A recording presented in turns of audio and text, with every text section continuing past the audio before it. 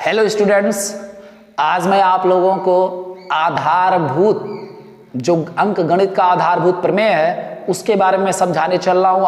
अर्थात आपको वास्तविक संख्याओं के चैप्टर नंबर 2 में मैं प्रवेश कर रहा हूँ, यानी 1.2 में आपको बताने चल रहा हूँ। तो सबसे पहले उसके पहले आप क्या सीखेंगे, गणित का या अंक गणित का आधारभूत प्रमेय क्या चीज होता है।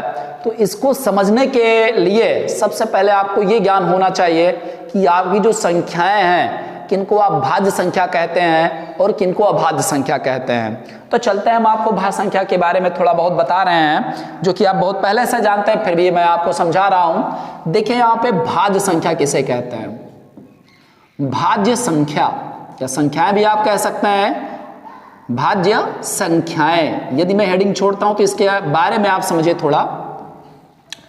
तो भाज्य संख्या किसे कहते हैं, तो यहां पर देखिए ऐसी संख्याएं जो स्वयं, ध्यान से समझिएगा इस डेफिनेशन को, ऐसी संख्याएं जो स्वयं और एक के अलावा अन्य संख्याओं से भी पूर्णतः क्या होती हैं, कट जाएं, उन्हें क्या बोलते हैं आप, भाज्य संख्याएं कहते हैं। दोबारा डेफिनेशन समझिए, ऐसी संख्याओं जिनका स्वयं और एक के अलावा अन्य गुणनखंड भी संभव हो। ओके, आप डेफिनेशन दूसरी तरीके से भी दे सकते हैं, यानी ऐसी संख्याएं जिनका स्वयं वन मतलब एक के अलावा अन्य गुणनखंड भी क्या हो, पॉसिबल हो, तो उन्हें आप क्या बोलेंगे, भाज्य संख्याएं कहेंगे। अर्थात ऐसी संख्याएं जो स्वयं से भी कटे, एक से भी डिवाइड हो और इसके अलावा अन्य किसी संख्या से भी पूर्णतः क्या हो जाए, कट जाए। चाहे वो कोई सिंगल संख्या आपकी बच रही है स्वयं और एक के अलावा, तो संख्या क्या कही जाएगी, आपकी भाज्य संख्या कही जाएगी।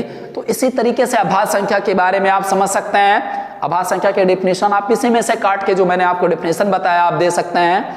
मतलब ऐसी संख्याएं जो स्वयं से कटे, एक से कटे, ध्यान से समझिए, ऐसी संख्याएं जो स्वयं से भी कटे और किससे कटे, एक से कटे, यानी एक से विभाजित हो लेकिन अन्य किसी भी संख्या से विभाजित ना हो, तो ऐसी संख्याओं को क्या बोलेंगे आप, अभाज्य संख्या कहेंगे। क्या बोलेंगे बेटा, अभाज्य संख्या। तो पहले भाज्य संख्या के डेफिनेशन में आप लिखेंगे ऐसी संख्याएं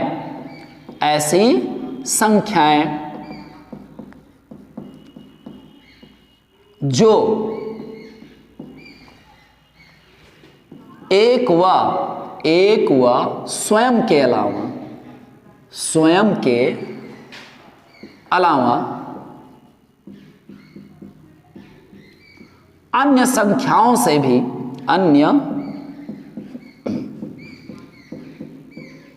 अन्य संख्याओं से भी विभाजित हो, अन्य संख्याओं से भी क्या हो, विभाजित हो, अन्य संख्याओं से भी क्या हो, विभाजित हो, उन्हें क्या कहेंगे, उन्हें भाज्य संख्या कहेंगे। क्या बोलेंगे बेटा, उन्हें भाज्य संख्या कहते हैं। उन्हें भाज्य संख्या या भाज्य संख्याएं कहते हैं। तो डेफिनेशन मेरे ख्याल से आप लोगों को भाज्य संख्या की क्लियर हो गई होगी, यानी जो स्वयं से कटे, एक से भी कटे और उसके अलावा किसी अन्य संख्या से भी क्या हो, पूर्णतः विभाजित हो जाए, तो उसे क्या बोलेंगे आप, भाज्य संख्या। एग्जाम्पल के तौर पे आप ले सकते हैं, देखिए यहाँ पे थोड़ा समझना है आपको। एग्जाम्पल के तौर पे सबसे पहले क्या उठाएंगे बेटा, कुछ लोग कहां से स्टार्ट करते हैं, 4 से स्टार्ट करते हैं। वास्तविकता यही है, अगर आप प्राकृतिक संख्याओं की बात करें तो जो आपकी 4 है वो क्या है, आपकी भाज्य संख्या है। तो यहां पर देखिए जैसे आप 4 उठा लें, आप यहां पे संख्या कैसे उठा लें, 4। तो यहां पर देखिए मैंने बताया स्वयं से कटे, 4 को 4 से डिवाइड कर लीजिए। 4 को 4 से जब आप डिवाइड करेंगे तो 4 करने में कितना होता है, 4, पूर्णतः कट गया, शेषफल कितना प्राप्त हो गया, आपका 0 आ गया। 4 को 1 से डिवाइड कीजिए, तो 4 को जब 1 से भाग करेंगे तो 1 चौके कितना होता है भाई साहब, 4। यहाँ पर पूरा कट गया तो भागफल कितना आ गया, 4, शेषफल कितना आ गया, 0।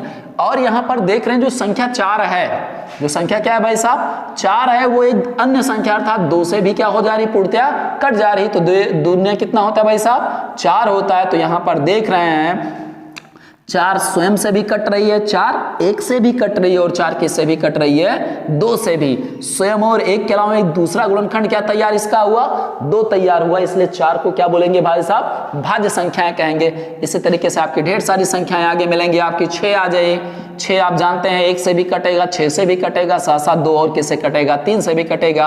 आप यहाँ पे 9 लिख सकते हैं, तो 9 1 से भी कटेगा, 9 से भी कटेगा और साथ साथ 3 से भी कटेगा।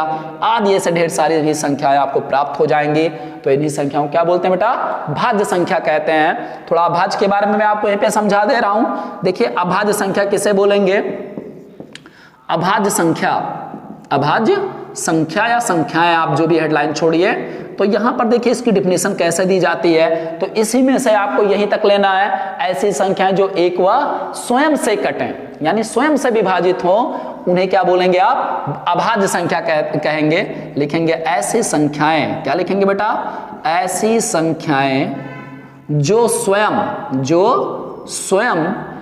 व एक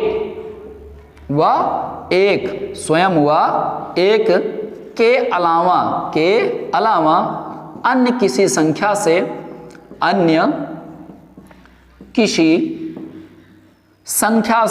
विभाजित ना हो, अन्य किसी संख्या से विभाजित ना हो, अन्य किसी संख्या से विभाजित ना हो, तो उन्हें क्या बोलेंगे, तो उन्हें अभाज्य संख्या कहेंगे। तो उन्हें क्या बोलेंगे बेटा, अभाज्य, तो उन्हें अभाज्य संख्या कहते हैं।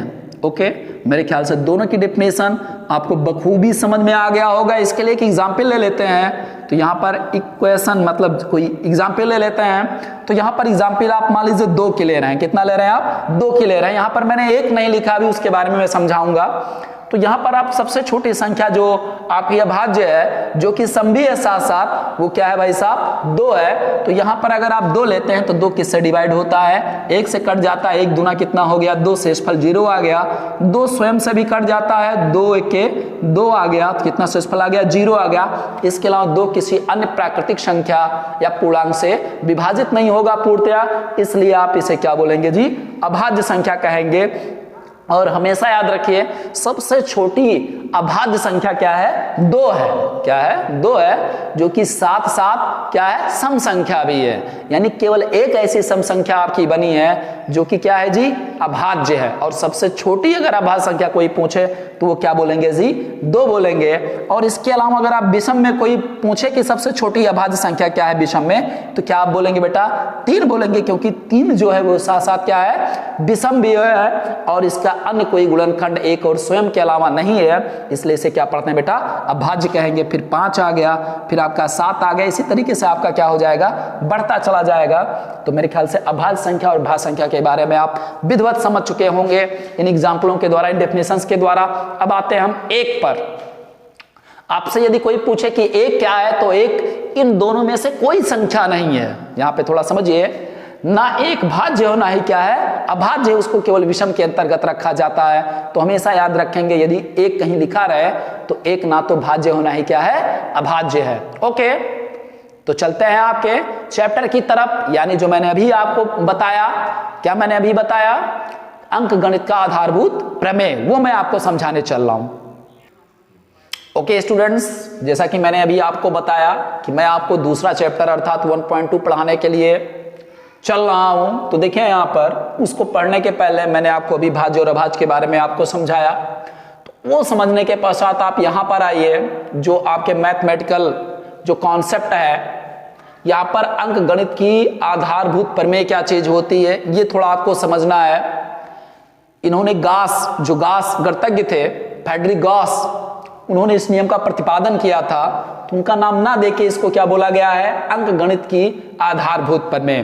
तो यहां पर देखिए होता क्या चीज है, यहां पर लिखा है मैंने कि प्रत्येक भाज्य संख्या, थोड़ा समझते जाएंगे, प्रत्येक भाज्य संख्या, यानी ये किसके लिए दिया गया है, जितने भी प्रकार की भाज्य आपकी संख्या है सबके लिए ये क्या है, सत्य है, को अभाज्य संख्याओं के गुणनफल के रूप में व्यक्त किया जा सकता है। ओके, क्या यहां पर लिखवाया गया कि प्रत्येक भाज्य संख्या को अभाज्य संख्याओं के एक गुणनफल के रूप में व्यक्त किया जा सकता है। तो समझ में आया भाज्य संख्या की डेफिनेशन अभी मैंने बताई थी। उसके बाद क्या मैंने बताया था अभाज्य संख्या के बारे में। तो यहां पर क्या मैंने बताया था कि प्रत्येक भाज्य संख्या को अभाज्य संख्याओं के गुणनफल का मतलब यह होता है कोई भी आपकी भाज्य संख्या है तो जब उसका अभाज्य गुणनखंड आप करेंगे तो उनके गुणा करने के पश्चात आपकी क्या तैयार हो जाएगी भाई साहब, भाज्य संख्या तैयार हो जाएगी। इसलिए इसको क्या बोला गया कि प्रत्येक भाज्य संख्या को अभाज्य संख्याओं के गुणनफल के रूप में क्या किया जा सकता है, लिख सकते हैं, अर्थात व्यक्त किया जा सकता है। एक लाइन इन्होंने और बढ़ाया है, इन्होंने लिखा है कि तथा यह गुणनखंड, क्या लिखा है, यह गुणनखंड यानी जो आप फैक्टर प्राप्त करेंगे वो अभाज्य गुणनखंडों के यानी प्राइम फैक्टरों के आने वाले क्रम के बिना क्या होता है, अद्वितीय होता है। यानी आने वाले क्रम के बिना क्या होता है, अद्वितीय यानी यूनिक। यहां पर कहा गया है कि जो अभाज्य गुणनखंड होते हैं उनका यदि क्रम ना लिया जाए तो वो क्या हो जाएगा, यूनिक हो जाएगा। तो आप समझ गए होंगे मेरे ख्याल से अंकगणित की आधारभूत प्रमेय क्या है, प्रत्येक भाज्य संख्या को अभाज्य संख्याओं के गुणनखंड के रूप में क्या किया जा सकता है, व्यक्त किया जा सकता है। तथा यह गुणनखंड जो आप गुणनखंड लिख रहे हैं अभाज्य गुणनखंडों के आने वाले क्रम के बिना क्या है, अद्वितीय होता है। ओके, एक एग्जाम्पल हम ले लेते हैं, चलते हैं यहां पर एग्जाम्पल लेके। आप ले लीजिए एक संख्या, कोई भी संख्या आप मान सकते हैं, 72 आपने ले लिया। कितना लिया आपने, 72 का अभाज्य गुणनखंड करने के लिए भागविधि का प्रयोग करते हैं। तो यहां पर देखिए इकाई के स्थान पर 2 है तो संख्या 2 से क्या हो जाएगी, अवश्य कटेगी। तो 2 का बढ़ा 7 में पढ़िए, 2 तिया कितना होता है भाई साहब 6, 1 बचा है, अगले अंक अर्थात 2 के लिए दहाई कार्य करेगा तो हो जाएगा 12। 2 का पढ़ा 12 में पढ़ेंगे, 2 6 कितना हो गया 12। फिर 2 से इसे काटिए आप, क्योंकि इकाई के स्थान पे 6 है, 6 2 से कट जाता है इसलिए 36 भी 2 से कटेगी। 2 का पढ़ा 3 पढ़ेंगे, 2 1 के 2, 1 बचा 16 हो गया, 2 8 कितना हो गया 16, फिर 8 18 ये भी सम संख्या है, 2 से कट जाएगी। 2 का पढ़ा 18 में डायरेक्टली क्योंकि 1 में जाएगा नहीं पढ़ा, आप 18 में पढ़ेंगे, 2 9 कितना होता है 18, फिर 3 से काट दीजिए इसे, 3 त्रिका कितना हो गया 9, फिर आप जानते हैं 3 1 में कितना हो गया 3 आ गया। तो यहां पर 72 के जो फैक्टर आपने प्राप्त किए वो कितना प्राप्त हो रहा है आपका, 2 गुणे 2 गुणे 2 गुणे 3 गुणे कितना हो गया 3। अब यहाँ पे थोड़ा समझना है आपको, जो आपने 72 लिखा है ये 72 को आपने अभाज्य यानी 2 गुणे 2 गुणे 2, 2 कैसी संख्या है, मैंने अभी आपको समझाया था कि कैसी संख्या है, ये अभाज्य संख्या है। और 3 भी कैसी संख्या है जी, अभाज्य संख्या है। सो दैट आप देखिए यहाँ पर 72 देखिए आपकी 2 से भी कट सकती है, 1 से भी कटेगी, 72 से भी कटेगी, तो आप लोग जान ही गए। 2 दूना 4 से भी कटेगी, 2 दूना 4 दूना 8 से भी कटेगी, 2 तिया 6 से भी कटेगी, 2 दूना 4 तिया 12 से भी कटेगी, 18 से भी कटेगी और ढेर सारी संख्याओं से, ये 24 तिया 72 होता है ये भी जानते हैं, 36 से भी कटेगी। तो इसी प्रकार से संख्याओं से क्या हो जाएगी, कट जाएगी। तो यहाँ पर आप देख रहे हैं ये जो आपने गुणनखंड लिखा है इसको आप एक दूसरे रूप में लिख सकते हैं। देखिए यहाँ पर 2 कितनी बार गुणा हुआ है, 3 बार गुणा हुआ है, तो 2 की पावर कितना लिख सकते हैं 3 लिख सकते हैं। और 3 2 बार मल्टीप्लाई हुआ है तो 3 की पावर कितना लिख सकते हैं 2 लिख सकते हैं। तो 72 को एक दूसरे रूप में यानी 2 की पावर 3 और 3 की पावर 2 के रूप में आप क्या कर सकते हैं, यानी 2 के रूप में आप क्या कर सकते हैं, व्यक्त कर सकते हैं। तो इसी चीज को बताया गया कि 72 कैसी थी, भाज्य संख्या, और 72 को आपने किस में तोड़ा है, अभाज्य संख्याओं के गुणनखंड के रूप में आप तोड़ सकते हैं। यदि इनका क्रम ना लिया जाए, इनको आप क्रम में ना लिया जाए, जैसे 2 गुणे 2 गुणे 2 हो गया तो 2 3 बार लिखा है, तो इसको यदि 2 की पावर 3 और 3 की पावर 2 में लिखा जाए तो ये क्या निकलेगा जी, अद्वितीय रहता है। यही इसमें समझाया गया है। तो मेरे ख्याल से आपको गणित यानी अंक गणित की आधारभूत पर में आपको विधिवत समझ में आ गई होगी। तो चलते हैं आपके चैप्टर 1.2 पर। ओके, तो चलते हैं आपके सवाल यानी चैप्टर नंबर 1.2 के पहले सवाल की तरफ। जो पहला सवाल आपका लिखा है कि सवाल लिखा है कि निम्नलिखित संख्याओं, जो आपकी स्क्रीन पर है, निम्नलिखित संख्याओं को अभाज्य गुणनखंडों के रूप में क्या कीजिए, व्यक्त कीजिए। सवाल यहाँ पे समझ रहे होंगे कि निम्नलिखित संख्याओं का मतलब ये हो गया, नीचे आपके ढेर सारे क्वेश्चंस वहां पे हैं, इसमें से मैं आपको पहले एक समझा रहा हूं, स्वयं आप लगाइएगा, जो कठिन रहेगा उसको कमेंट बॉक्स में अगर आप डाल देंगे तो मैं यहाँ पर समझा दूंगा। बहरहाल आपके लिए बहुत छोटा सवाल, बहुत सस्ता सवाल ये है। तो आप चलते हैं आपके सवाल की तरफ। लिखा है कि निम्नलिखित संख्याओं को अभाज्य गुणनखंडों के रूप में क्या कीजिए, व्यक्त कीजिए। तो इसमें मैं सवाल जो आपको बता रहा हूं वो 3800 कितना है 25 लिखा है।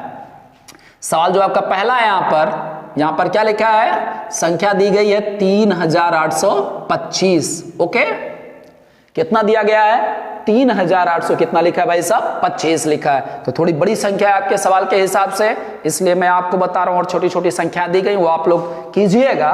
तो यहां पर देखिए भाग विधि, ये जो विधि मैं बता रहा हूं ये भाग विधि से इसको आप काट रहे हैं, ठीक।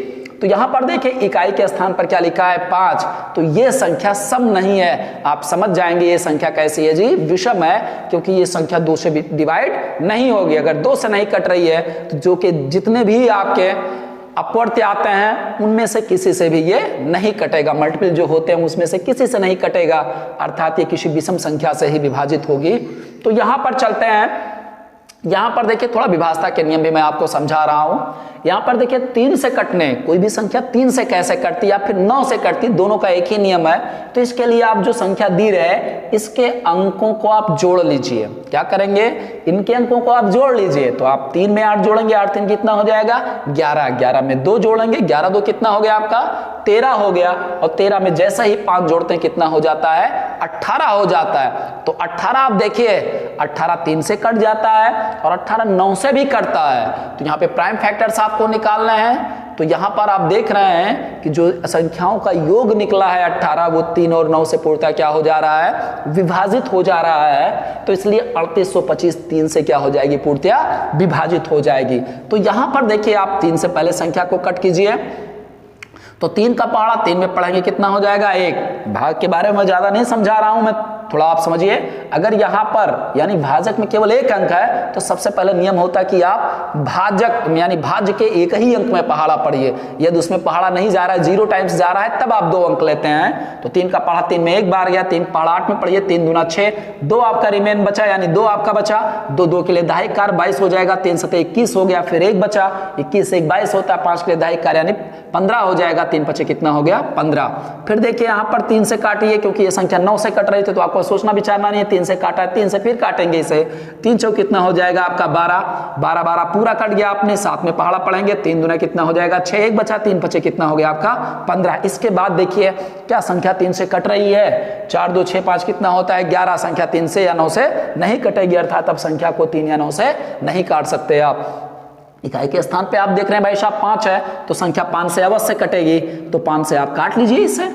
तो 5 का पहाड़ा 42 में पढ़ेंगे, क्योंकि 4 में पहाड़ नहीं जाएगा तो 2 अंक लेंगे। 5 पहाड़ा 42 में पढ़ते हैं तो 8 बार जाता है, 8 5 40, 2 बचा, फिर 5 में कितना हो गया भाई साहब 25 हो गया। फिर देखिए इकाई के स्थान पे 5 आ रहा है तो संख्या 5 से अवश्य कटेगी। 5 का पहाड़ा आप 8 में पढ़ेंगे, 5 1 के 5, 3 बचा, 5 7 कितना हो गया भाई साहब 35। तो क्या आ गई आपकी 17 आ गया। जो 17 है वो आप जानते हैं क्या है, प्राइम नंबर है यानी अभाज्य संख्या है। तो जब अभाज्य संख्या आपका आ गया तो यहाँ पर 17 से ही कटेगा, तो 17 के कितना हो गया 17 हो गया। सो दैट आप यहाँ पर लिखेंगे आपका कितना आ गया 3825 या 3825 को जब आप गुणनखंडित करेंगे तो यहाँ पर कितना आया है 3 गुणे 3 गुणे 5 गुणे 5 गुणे कितना आ गया आपका 17 आ गया। यही इसके क्या कहलाएंगे जी, अभाज्य गुणनखंड कहलाएंगे। ओके, तो मेरे ख्याल से पहला सवाल आपका समझ में आ गया होगा, बड़ा ही सस्ता सवाल है, तो यही आपका क्या हो जाएगा आंसर हो जाएगा। आपने प्राइम फैक्टर्स के क्लियर कर लिए। ओके, चलते हैं दूसरे सवाल की तरफ से। तो चलते हैं दूसरे सवाल की तरफ से। जैसा कि अभी मैंने बोला, तो दूसरा सवाल क्या है आपका, जो आपके किताब में होगा, सवाल लिखा है कि पूर्णांकों के निम्नलिखित युग्मों, यानी कई तरीके के सवाल यहां पर दिए गए हैं, युग्म कई बना होगा, तो उसमें से एक युग्म में बता रहा हूं आपको।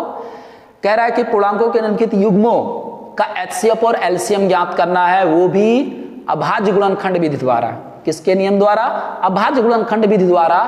आप जो है जो युग्म दिए गए हैं यानी संख्याओं का जोड़ा जो दिया गया है उनका आपको मासा भी ज्ञात करना यानी एचसीएफ भी ज्ञात करना, और एलसीएम यानी लघुत्तम समापवर्तक भी आपको ज्ञात करना है, यानी लासा भी आपको ज्ञात करना। तो देखिए कैसे ज्ञात किया जाएगा। और ये भी सवाल कह रहा है कि आप ये भी प्रूव कीजिए कि जो दो संख्याओं का गुणनफल है वो उनकी मासा और लासा के क्या होता है, गुणनफल के बराबर होता है। तो चलते हैं सवाल की तरफ। संख्याएं जो आपकी दी गई हो 510 और कितना दिया गया आपका 92 दिया गया है। देखिए जो आपकी स्क्रीन पर लिखा है, लिखेंगे दी गई संख्याएं। क्या लिखेंगे भाई साहब, दी गई संख्याएं। तो संख्याओं में पहली संख्या जो दिया गया है वो 510 है। कितना है भाई साहब 510, और दूसरी संख्या कितनी है आपकी 92 है। समझ में आया। सवाल है आपका 510 और 92। तो यहाँ पर देखिए स्क्रीन पे आपका लिखा गया है, तो इसको अभाज्य गुणनखंड आपको दोनों करना है।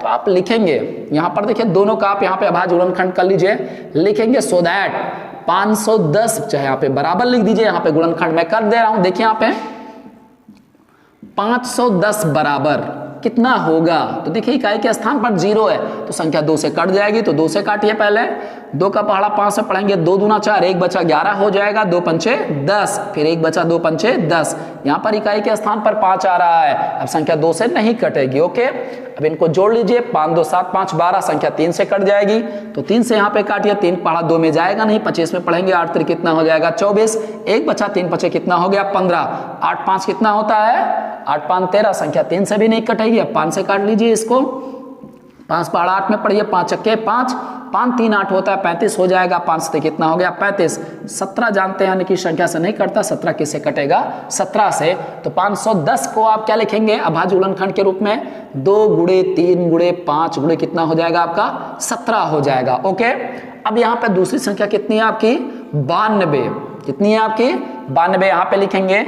जब 92 आप लिखेंगे यहाँ पे, इसमें देखिए इकाई के स्थान पे 2 है, तो 2 आप मतलब 2 2 से विभाजित हो जाएगा, 2 पढ़ा पहले 9 पढ़ेंगे, 2 चौका 2 6 कितना हो गया 12, फिर 2 से काटिए, 2 दूना 4 2 3 कितना हो गया 6, 23 आप जानते हैं 23 से ही कटता है, तो 23 से करने में कितना हो गया 23 हो गया। तो जो 92 का आपने मतलब आपने फैक्टराइज किया, इसको प्राइम फैक्टर आपने जब इस मतलब तोड़ा इसे, तो 2 गुणे कितना आ गया आपका 23 आ गया। ध्यान दीजिएगा थोड़ा, जैसे कि सवालों में एक गुणे के रूप में आप लिख सकते हैं। यहाँ पर मान लीजिए जब भी मासा पूछे, आपसे क्या पूछे बेटा मासा, यानी मासा मतलब एचसीएफ जब आपको निकालने के लिए पूछे, तो हमेशा याद रखिए मतलब जब गुणनखंड आप करेंगे तो यहाँ पर एक गुणे अवश्य में लिख लेंगे। क्यों लिखते हैं, एक मैंने बताया है कि ना तो भाज्य ना ही अभाज्य है, लेकिन जब आप मासा निकालिए तो एक इसलिए लिखा जाता है कि मान लीजिए जो संख्या आपकी दी गई है उसमें अन्य कोई गुणनखंड उभयनिष्ठ नहीं बन रहा है, तो सदैव एक जो होता है सभी का क्या होता है उभयनिष्ठ गुणनखंड होता है। तो मासा का मतलब जो आपकी संख्याएं दी गई हैं उनमें जो उभयनिष्ठ गुणनखंड होते हैं उन्हीं को क्या बोला जाता है गुणनफल, मासा बोला जाता है उनका गुणनफल। तो मान लीजिए कोई संख्या उभयनिष्ठ नहीं होती, एक, तो एक क्या हो जाएगा सभी संख्याओं में उभयनिष्ठ हो जाएगा, तो मासा का जो मान होगा वो कितना होगा 1 होगा। लेकिन यहां पर आप देख रहे हैं 2 दोनों में कॉमन हो रहा है, तो आप 2 लिख सकते हैं। अन्यथा आप मान लीजिए यहां पर आपके गुणनखंड में कोई भी उभयनिष्ठ गुणनखंड नहीं आया होता तो गुणे 1 के रूप में अवश्य लिखते हैं, क्योंकि मासा का मान कभी भी शून्य नहीं हो सकता है। कितनी भी संख्याएं दी गई हो तो मासा का नाम कभी भी शून्य नहीं हो सकता है, उसका न्यूनतम मान कितना हो सकता है 1 हो सकता है। तो यहां पर जब आप इसका मासा निकालते हैं भाई साहब, क्या निकालते हैं मासा, इट मींस HCF। जो आप HCF मैंने बताया था कि मैं अंग्रेजी में नहीं लिखता हूं क्योंकि काफी बच्चे ऐसे हैं जो ना समझ पाए, नहीं तो आप कहेंगे तो अंग्रेजी में पूरा सोल्यूशन मैं आपको पूरा दे दूंगा सवाल का। तो यहां पर देखिए मासा कैसे निकालते हैं, तो यहां पर देखते हैं जो गुणनखंड उभयनिष्ठ हो, तो देखिए दोनों सवालों में दोनों संख्याओं में आप देख रहे हैं दोनों में क्या हो रहा है उभयनिष्ठ हो रहा है। इसके बाद आगे चलते हैं, इसमें देखिए 3 यहाँ पर कहीं 3 नहीं लिखा, यहाँ पर 5 है कहीं नहीं है, 17 है कहीं इसमें नहीं है, यहाँ पर 2 है अन्य 2 कहीं नहीं है, 23 इसमें 23 कहीं नहीं है। तो इनका मासा जो दोनों में उभयनिष्ठ रहता है, तो यहाँ पर आप देख रहे हैं दोनों में क्या है उभयनिष्ठ है, तो इन दोनों संख्याओं का मासा कितना निकलेगा बेटा 2 निकलेगा। इसके अलावा देखिए सवाल में आप लासा पे चलते हैं, लासा जो इनका आप निकालेंगे कैसा निकाला जाता है, तो आपको ये चीजें 3 4 से ही सिखाई जाती हैं, यानी गुणनखंड के रूप में यानी संख्याएं अगर दी गई तो कैसा निकालेंगे। तो यहां पर क्या करते हैं, जो संख्याएं उभयनिष्ठ हो रहे हैं उनको 1 टाइम लिखते हैं, यानी एक बार देख रहे हैं जैसे यहां पर 2, इसमें 2 क्या हो रहा है कॉमन, और 2 को एक बार लिख लीजिए। तो इसका मतलब क्या हो गया कि लासा में जो मासा है सम्मिलित है। यहां पर मैं आपको थोड़ा सा समझाने का प्रयास कर रहा हूं कि जो दोनों में उभयनिष्ठ गुणनखंड है उसको सिंगल बार लिखेंगे, एक बार ऐसे लिख लेंगे। तो इसका मतलब क्या हो गया, यहां पर मासा कितना आ रहा है 2 इसमें सम्मिलित हो रहा है, अर्थात आप बोल सकते हैं कि लासा में मासा क्या होता है सम्मिलित होता है, अर्थात मासा वाला मान अवश्य होता है। फिर आगे चलते हैं, अब छोटी संख्या की बात करते हैं, तो 2 और 3 में छोटी संख्या क्या है 2, तो जो दोनों गुणनखंडों में यानी दोनों संख्याओं के अन्य गुणनखंडों में जो बच रहा है उसको भी गुणे के रूप में लिखते हैं। तो यहाँ पर पहले आप 2 लिख दीजिए, फिर इसके ऊपर वाले में जाते हैं, यहाँ पर 3 है, अब 3 यहाँ पर लिख दीजिए गुणे के रूप में। फिर इसके बाद बड़ी संख्या क्या है 5 है, 5 लिख दीजिए। फिर क्या है आपका 17 है, 17 लिख दीजिए। फिर कितना है आपका 23 इसमें बच रहा है, तो आप कितना लिख दीजिए 23। तो इनका जब आप गुणा कर लेंगे, देखिए 2 दूना कितना होता है 4, 4 तिया कितना हो गया 12, 12 पंचे कितना हो गया 60। तो यहां तक के देखिए संख्याओं का गुणनफल जो मैंने लिखा है 2 दूना 4 तिया 12 पंचे 60। गुणे फिर कितना लिखा है भाई साहब 17 लिखा है, गुणे कितना लिखा है 23। तो आप 17 से गुणा कीजिए, 17 शून्य कितना होता है भाई साहब सुन, 17 छक्का कितना होता है 102, 17 छक्का कितना हो गया 102। तो ये आ गया 1020, गुणे कितना आ गया आपका 23। तो 1020 में जब आप 23 से गुणा करेंगे तो 23 शून्य कितना हो जाएगा, शून्य हो जाएगा। कितना होगा बेटा, शून्य होगा। 23 का पहाड़ा 2 में पढ़िए, 23 दूना कितना होता है 46 होता है। जैसे कि आप सिंगल सिंगल अंक लेके पहाड़ा पढ़ सकते हैं। तो 46 के इकाई के स्थान पर क्या लिखेंगे आप 6 लिख देंगे। 23 का गुणा जब आप 2 में करेंगे 23 दूना कितना होता है 46, 46 के 6 लिखा जाएगा, जो 4 आपका हासिल बचेगा। 23 का गुणा 0 में करेंगे 0 आएगा, 0 में 4 जुड़ेंगे कितना लिखा जाएगा 4। फिर 23 गुणे 1 करेंगे, 23 1 कितना हो जाएगा भाई साहब 23 हो जाएगा। तो यहाँ पर लासा कितना प्राप्त हुआ आपका 23,400 कितना प्राप्त हुआ 60 प्राप्त हुआ। तो इसको आप क्या लिखेंगे भाई साहब, लासा का मान कितना आ गया बेटा 23,460 आ गया। ओके, अब चलते हैं सवाल में, थोड़ा आगे दिया गया है। सवाल कह रहा है कि दोनों संख्याओं का जो गुणनफल है वो लासा और उनके मासा के गुणनफल के क्या होता है, बराबर होता है। तो चले देखिए सवाल में आगे आपका था कि आपको ये लाना है क्या इन दोनों संख्याओं का गुणनफल इनके मासा और लासा के गुणनफल के बराबर होता है। तो चलते हैं सवाल की तरफ। आप लिखेंगे दोनों संख्याओं का गुणनफल, लिखेंगे क्या लिखेंगे बेटा, दोनों संख्याओं का गुणनफल, दोनों संख्याओं का क्या निकालेंगे आप, गुणनफल। तो देखिए यहां पर तो जो दोनों संख्याएं आपके सवाल में दी गई हैं अर्थात 510 और 92, इनका आप गुणा कर लीजिए। तो यहां पर देखिए 510 गुणे कितना हो गया 92। तो आप गुणा करना जानते हैं सब लोग बड़ी अच्छी तरीके से। तो आप वैसे भी नहीं आता है, देखिए यहाँ पर मासा आपने सही निकाला, लासा निकाला, नहीं तो मैं गुणा करके दिखा दे रहा हूं यहाँ पे। तो यहां पर देखिए 510 है और गुणे कितना है 92। ओके, तो यहाँ पर 2 शून्य कितना होता है, शून्य होता है। 2 1 के 2 हो गया, 2 पंचे कितना हो गया आपका 10 हो गया। 9 का पहाड़ा शून्य पढ़ेंगे 0 हो जाएगा। 9 1 के कितना हो जाएगा 9, 9 पंचे कितना हो गया आपका 45 हो गया। ठीक, इनको आप ऐड करेंगे 0, यहाँ पर 2 हो जाएगा, 9 में 0 जोड़ेंगे 9 हो जाएगा। 5 कितना हो गया 6, 4 है, 4 आपने लिख दिया। तो यहाँ पर इन दोनों संख्याओं का गुणनफल कितना आ गया 46,900 कितना आ गया भाई साहब 20 आ गया। ओके, गुणनफल की मैं एक प्रक्रिया और मैं आपको बताऊंगा, अभी नहीं, सवाल अभी आएगा तो हम बताएंगे, इसी सवाल में हम आपको समझा देंगे। जैसे आप यहाँ पे इकाई अंक लेके गुणा करते हैं तो मैं कैसे दूसरे तरीके से समझाऊंगा। अभी ये चीज आपके लिए नहीं होगी, काफी स्टूडेंट्स नहीं भी जानते होंगे या फिर जानते होंगे, तो बहुत अच्छी बात है। अब देखिए आपको क्या लाना है, मासा गुणे लासा लाना है बेटा। क्या लाना है बेटा, मासा गुणे क्या लाना है लासा। तो यहाँ पे थोड़ी सी बात ध्यान दीजिए, मासा केवल 2 अंकीय है तो 2 अंकीय में वो नियम नहीं आएगा। तो बहरहाल आप ये गुणा आप ऐसे कर लीजिए, 2 गुणे यहां पर कितना आप लिखेंगे, लासा का मान कितना है बेटा 23,460 आया। तो आप गुणा कर लीजिए, 2 में शून्य से गुणा करेंगे शून्य हो जाएगा।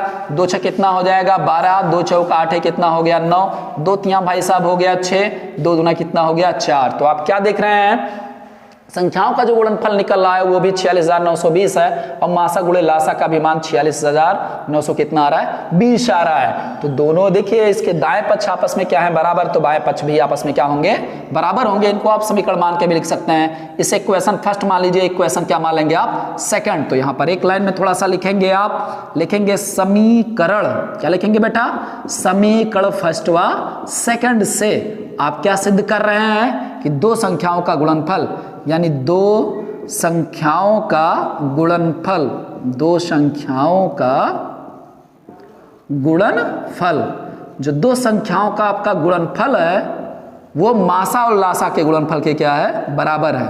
आप लिखेंगे मासा गुणे क्या लिखेंगे बेटा लासा लिखेंगे। तो यहां पर आपने प्रूव कर दिया कि संख्याओं का जो गुणनफल है, जो आपकी दोनों संख्या दिए गए हैं उनका मासा और लासा के गुणनफल के क्या होता है बेटा बराबर होता है। तो आप यहां पर लिखेंगे सो प्रूव्ड। आपका सवाल भी हो गया और जो आपसे सवाल भी पूछा था वो आपने क्या किया बखूबी लगा के समझा दिया। ओके,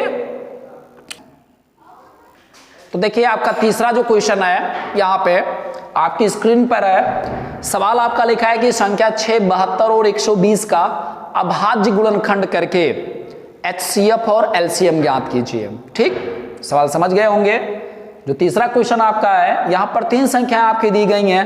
पहली संख्या आपका 6 दिया गया है, दूसरी संख्या 72 दिया गया है, और तीसरी संख्या कितनी दी गई है भाई साहब? 120। इसमें सवाल ये आपसे बोल रहा है कि इनका अभाज्य गुणनखंड पहले कीजिए। क्या कीजिए आप? अभाज्य गुणनखंड कीजिए, और जब अभाज्य गुणनखंड आ जाए तब उसके पश्चात आप इनका मासा यानी HCF आपको ज्ञात करना है, और फिर क्या ज्ञात करना है? LCM ज्ञात करना है। तो आप सबसे पहले दी गई संख्याएं लिख सकते हैं। यहां पर लिखेंगे दी गई संख्याएं। ये सवाल नंबर आपका 3 है इस चैप्टर का। तो लिखेंगे दी गई संख्याएं। तो संख्याएं जो आपकी दी गई हैं, यहां पर देखिए सवाल में आपका दिया गया है 6 पहली संख्या है, फिर कितना है? 72, और कितना लिखा है आपका? 120।